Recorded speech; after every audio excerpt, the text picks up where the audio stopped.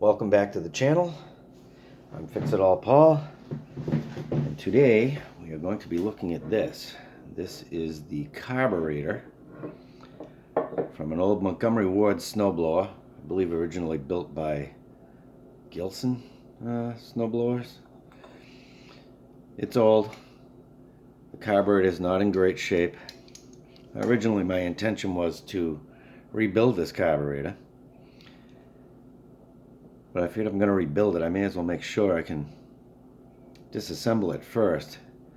This is the main jet, and it screws in through the bottom here, and even heating it up amply with a torch, try as I might, I could not get that to come out of there. So you can see the fuel bowl's all full of crap. The float is all corroded.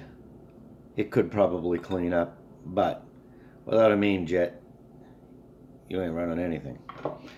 So I went on to Amazon, found a replacement carburetor, brand new.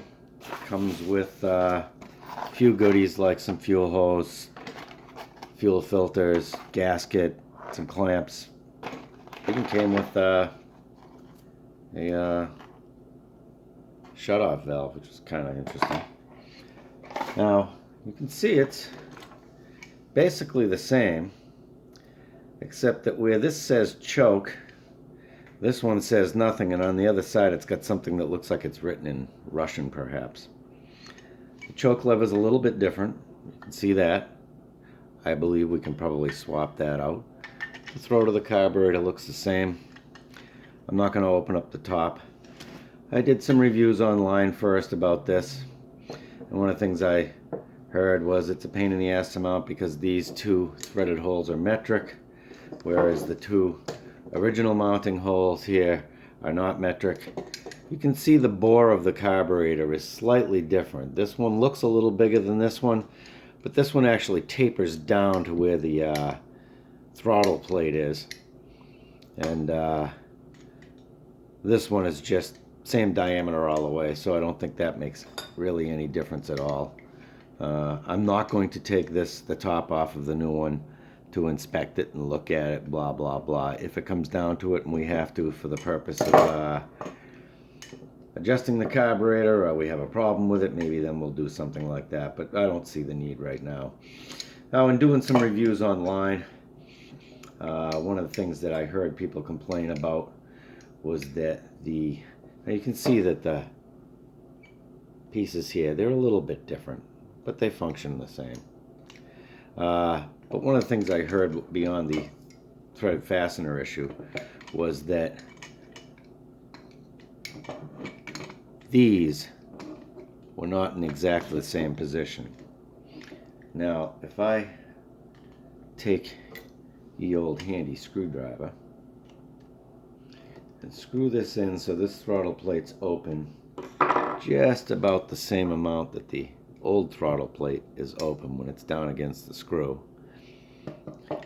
honestly, I'm not seeing a heck of a difference there. Now, if necessary, we could unscrew the throttle plate, take the piece off the end, slide it out, swap the two pieces out. I assume that the bore that rides through is the same. Maybe it is, maybe it isn't. Doesn't really matter. We're going to try to put this on the snowblower and see if we can't get her hooked up and get her to run. Now, I am a little concerned about this lever not being quite the same, although I don't know in function if it'll make any difference. I'm guessing that there may be a difference when it comes to reaching it. There may be I think there's a metal cover that goes over this, and this is maybe supposed to stick out through. That may or may not make any difference, whatever. But we'll try it out and see if we can't get that old snowblower going. Like I said, you'll see a video about that.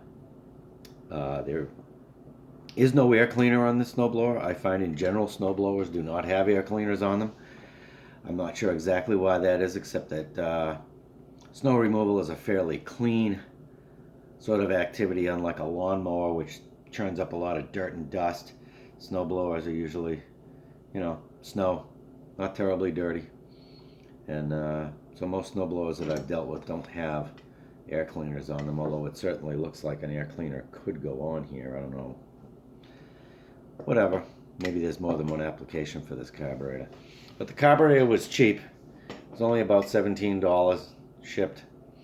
Like I said, it comes with some fuel line, which is not going to be long enough to do what I need to do. I can tell by feeling it. I'm not even sure it's fuel proof. It's certainly not long enough because the carburetor sits on one side of the engine and the gas tank sits on the other. Is what it is. But we'll get it in there, see what happens. Like I said, that'll be the subject of another video. Interesting anyways for cheap money. Thanks for watching. Don't forget to rate, comment, and subscribe. And we'll see you on the next one.